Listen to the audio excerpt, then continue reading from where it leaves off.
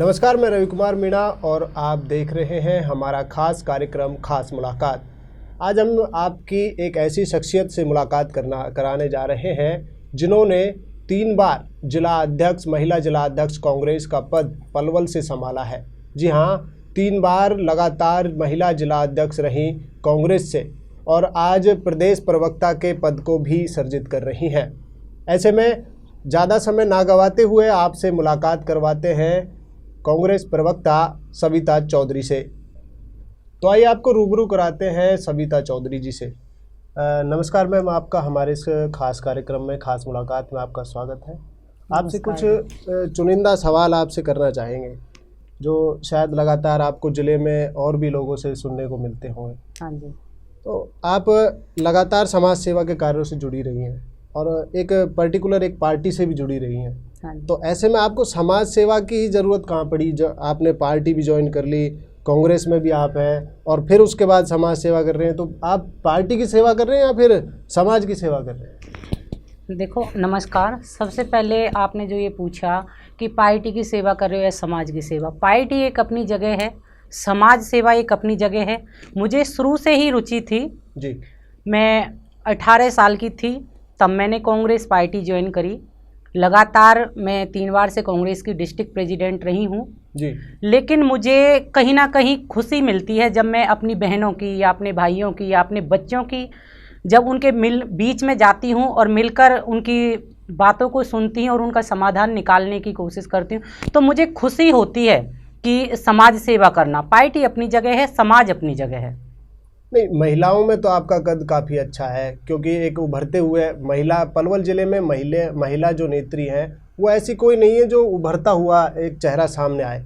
आपका चेहरा उभर रहा है, सामने आए हैं और समाज सेवा में लगातार आप जुड़े रहे हैं। कोविड-19 के दौरान भी आपने काफ़ी समाज सेवा के कार्य किए हैं। तो ऐसे में क्या मैसेज था आपका लोगों के प्रति और कहाँ आपने चुनाव लड़ने की तैयारी कर रखी थी और कहाँ आपको पार्टी की तरफ से पूरा सपोर्ट नहीं मिल पाया?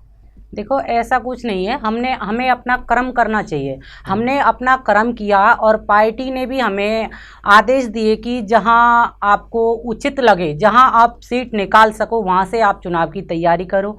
हमने मेहनत करी, कहीं ना कहीं हमें या हमारी किस्मत का दोष लगामें हम या कुछ भी, हमने मेहनत करी। पार्टी ने हमें काफ़ी मान सम्मान दिया, डिस्ट्रिक्ट प्रेसिडेंट बनाया। एक हाउसवाइफ भी तो रह के हम समाज सेवा कर सकते थे, लेकिन पार्टी ने कहीं ना कहीं हमें वजूद दिया, वजन दिया। पार्टी ने हमें जिला अध्यक्ष बनाया, हरियाणा की मीडिया प्रवक्ता बनाया और अब राजीव गांधी ऑल इंडिया की प्रदेश अध्यक्ष भी बनाया। तो पार्टी के नाम से एक जाने जाते हैं। पार्टी एक बड़ी पार्टी है, पहचान है पार्टी की। कांग्रेस पार्टी एक बहुत ही राष्ट्रीय लेवल की पार्टी है, उसमें हर वर्ग की सुनवाई होती है, चाहे वो महिला हो।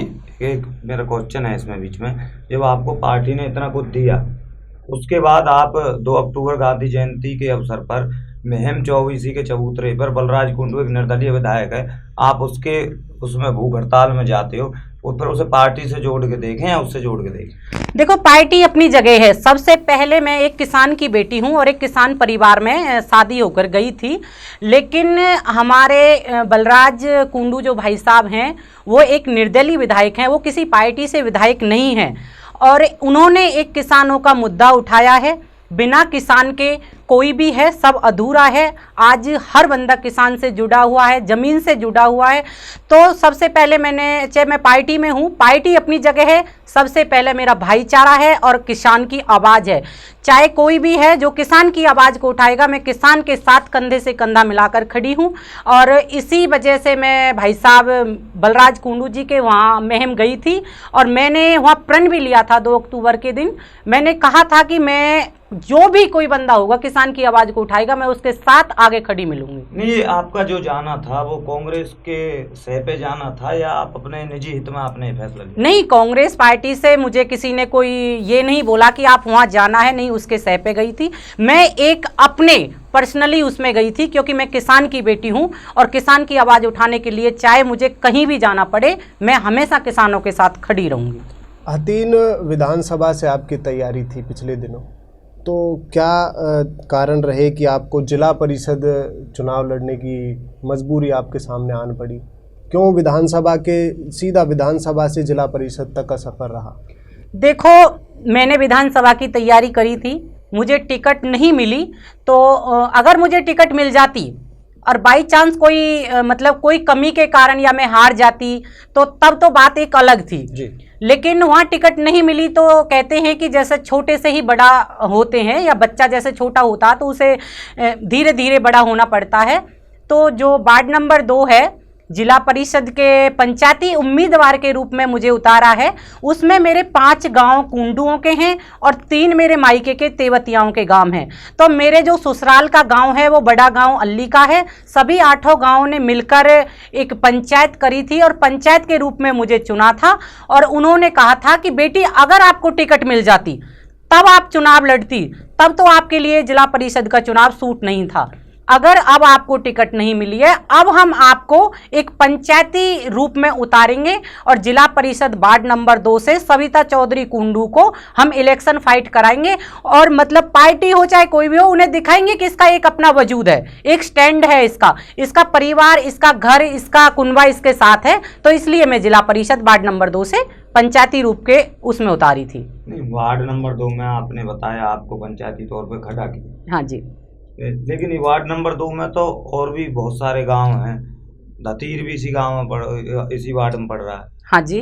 तो फिर आपने तो 5 गांवों का अपने कुंडुओं का नाम ले दिया, बाकी आपके हो गए मायके के गांव, तो बाकी जो बचे कुछ गांव हैं उनका क्या रहेगा?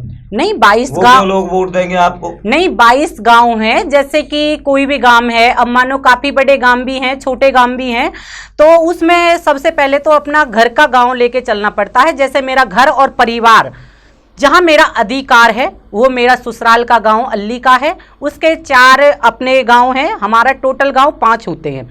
उसके बाद 3 मेरे मायके के 8 गांव ये हो गए, 5 जो मेरे ससुराल के गांव हैं, 3 उनके नंगला हैं, 8 हो गए, 8 और 3 11 हो गए, बचे मेरे 11 गांव। 11 गांव मेरी विधानसभा के भी हैं, पलवल विधानसभा के भी हैं 1-2 गांव, तो 22 गांव मेरे टोटल मेरे जिला परिषद के उसमें आते हैं। तो मुझे 22 की 22 गांवों की पूरी सहमति मिलेगी, क्योंकि मैंने उसमें विधानसभा में भी वहाँ काफ़ी डोर टू डोर मेहनत करी हुई है, और मैं एक 15 साल से लगातार कांग्रेस की डिस्ट्रिक्ट प्रेसिडेंट हूं, और मैं उन गांवों में घूमती भी हूं, संभालती भी हूं, दुख सुख में भी जाती हूं।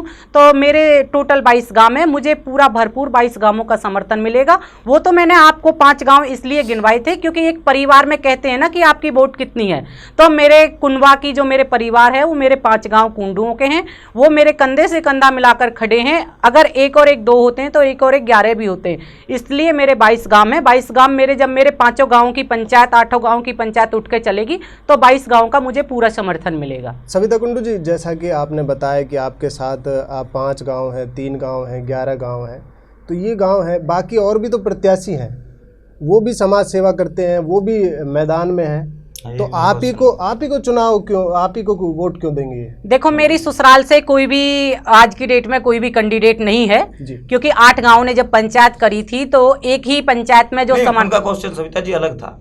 उन्होंने कहा कि आपके गांवों ने आपको समर्थन दे दिया, आप पंचायती तौर पर खड़े कर दिए। हाँ जी। लेकिन जो बचे कुछ जो गांव हैं वो क्यों दें आपको वोट? हाँ। क्योंकि क्वेश्चन ये था, मैं उनके बीच में जाती हूँ, मैं लोगों की बातें सुनती हूँ, उन्हें लगता है कि मैं कुछ कर सकती हूँ, मैं इस लायक हूँ, और उन्होंने अपने कैंडिडेट भी देखे हैं, मुझे भी देखा है। जब मैंने पंचायत में बोला था, उन्होंने खुद मेरे से कहा था, जो और मेरे 11 गाँव और अलग से हैं मेरे गाँव से, तो उन्होंने मेरे से कहा था कि बेटी आप एक लायक हो और आप कुछ कर सकती हो और हमारे क्षेत्र का विकास कर सकती हो, इसलिए हमने आपको चुना और हम पूरी तरीके से आपके साथ रहेंगे। तो आपको लगता क्या है कि आने वाले चुनाव में आपको क्या नतीजे क्या रहने वाले? आने वाले चुनाव में मुझे लगता है कि नतीजे तो सभी को दिख रहे हैं कि जीत तो हमारी निश्चित है, और जिस तरीका से हम डोर टू डोर प्रचार कर रहे हैं, हम अपने गांव के मुद्दों को उठा रहे हैं, अपनी गांव की आवाज़ को उठा रहे हैं, फील्ड में जा रहे हैं, लोगों के बीच में हैं, तो अभी तक तो मुझे लगता है कि हमारी जीत पक्की है। मुद्दे क्या हैं आपके चुनाव लड़ने के? मुद्दे, मेरा जो पहला मुद्दा है मैं अपने जो मेरे जिला परिषद में 22 गांव हैं, सबसे पहले मुझे जब जीत मिलेगी तो सबसे पहले मैं हर चौराहे पे, हर तिराहे पे कैमरा लगवाने का काम करूंगी, क्योंकि आप देख रहे हैं कि जितनी जगह हम जाते हैं जो हादसे होते हैं उनका हमें कहीं भी रिकॉर्ड नहीं मिलता। अगर तिराहे और चौराहे पे हमारे कैमरा होंगे तो हमें वहाँ से रिकॉर्ड मिलेगा। हमारी बहन बेटियों पे जो अत्याचार होते हैं, जो दुष्कर्म जैसी घटनाएं होती हैं। अब आपने देखा जैसे हाथरस में कितना बड़ा दुष्कर्म हुआ, तो अगर वहां कोई ऐसी कैमरा जैसी कोई व्यवस्था होती तो आज ये परिणाम ना भुगतना पड़ता एक बेटी को इस तरीका से। अब किसी के साथ कोई भी, हमारी भी बेटी है, किसी के और की भी बेटी है तो जाती है, तो इसलिए मैं सबसे पहले अपने जिला परिषद के उसमें गांव जो 22 की 22 आते हैं, सबसे पहली जो मेरी प्रथम भूमिका होगी वो कैमरा लगवाने की होगी। दूसरी जो मेरी भूमिका होगी वो हमारी महिलाएं हैं। एक महिला को घर चलाना बड़ा मुश्किल होता है और मेरे जो वार्ड है उसमें पानी की सबसे बड़ी समस्या है, तो मैं सबसे पहले मनसाराम बाबा की कृपा से उस पानी की समस्या का समाधान निकालूंगी और अपनी बहनों के बीच में जाके उन्हें बताऊंगी कि मैं अपनी बहनों की बात सुनती हूँ, उनके बीच में रहती हूँ, मैं इस लायक हूँ, मैं इनकी आपकी समस्या को आपके आशीर्वाद से इस समस्या का समाधान मैं कर पाऊंगी। तो जो पुराने कैंडिडेट रहे हैं, पुराने जो वर्तमान भी हैं, तो उनको क्या आप चैलेंज करना चाहेंगे? उनके विकास में कहाँ कमी रही? चैलेंज वो तो सबको ही दिख रहा है, आप भी पत्रकार साथियों को भी पता है, क्योंकि आप भी गांव में जाते हैं, देखते हैं। मुझे तो लगता है कि आज तक मेरे क्षेत्र के अंदर, मेरे वार्ड के अंदर कहीं कोई विकास ही नहीं हुआ। जिस गली से निकलती हूँ वो गली टूटी हुई है, जिस नाली को देखती हूँ वो नाली सड़ी हुई है, कोई भी ऐसा काम नहीं हुआ। मैं तो नहीं मानती किसी भी, आज तक किसी भी पार्षद ने कोई काम किया, मैं नहीं मानती बिल्कुल भी। तो उनके मैं नहीं मानती, मेरे क्षेत्र वाले भी नहीं मानते, मुझे नहीं लगता कि हमारे क्षेत्र के अंदर कोई विकास हुआ है। तो आखिरी में वार्ड नंबर 2 की जनता के लिए आपका क्या संदेश है? मेरा संदेश वार्ड नंबर 2 से यही है कि अपने बहनों से और भाइयों से बस हाथ जोड़कर विनती करूंगी कि आप किसी भी कैंडिडेट को, चाहे 10 कैंडिडेट है चाहे 5 कैंडिडेट हैं, सभी कैंडिडेट को सामने बैठाएं, सभी कैंडिडेटों का इंटरव्यू लिया जाए और वो सिलेक्ट करे, जनता सिलेक्ट करे कि हमारे लायक कौन है कौन नहीं है, कौन हमारी आवाज को उठा सकता है, कौन हमारा काम करा सकता है, कौन हमारे बीच में रह सकता है, कौन हमारी समस्याओं का समाधान निकाल सकता है। तो वो पब्लिक के बीच में है। मैं तो अपनी बहनों से और भाइयों से और अपने पिता समान बुजुर्गों से बस यही अपील करूंगी कि आप लोगों को चुनना है, आपका बीच का बंदा कौन है, आपकी आवाज को कौन उठा सकता है। आपने आज तक देखा होगा कोई भी पार्षद बनके किसी भी गांव में धन्यवाद करने तक नहीं पहुंचा। तो मैं तो अपने भाइयों से और अपने पिता समान बुजुर्गों से बस यही कहूंगी कि अब आपको दिखाना है अपनी वोट की चोट से, आपको चुनना है अपने बीच का बंदा, आपको चुनना है जो आपकी आवाज को उठाए। बस मैं तो यही अपील करूंगी कि उन्हें ध्यान रखना है, आने वाले चुनाव में किसी के बहकावे में नहीं आना है। हमारा आज की इस खास मुलाकात के सफ़र में बस इतना ही। ऐसी और शख्सियत के साथ आपको रूबरू कराते रहेंगे। तब तक के लिए नमस्कार।